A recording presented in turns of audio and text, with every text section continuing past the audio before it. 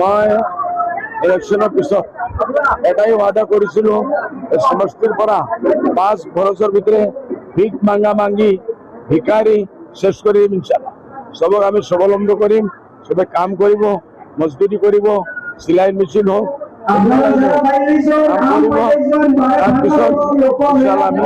Time to time প্রোগ্রামটো change করিব।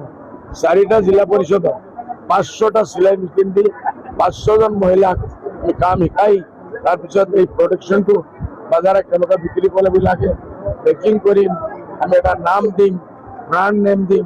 এইটোৰ পিছত এইটোৰ পৰা এই মহিলাসকলৰ নিজৰ ভাইগিনাই গৈ বজাৰত বিক্ৰী কৰিব, তাত ভাতিজা আছে বজাৰত গৈ বিক্ৰী কৰিব, তেওঁ নিজে জোৱান মহিলা আছে বজাৰত গৈ বিক্ৰী কৰিব।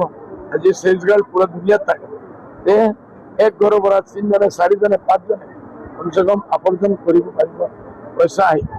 এইটোৰ কাৰণে উমেন এম্পাৱাৰমেণ্ট কাৰণে আৰু বহুত কিছু চৰকাৰৰ আছে।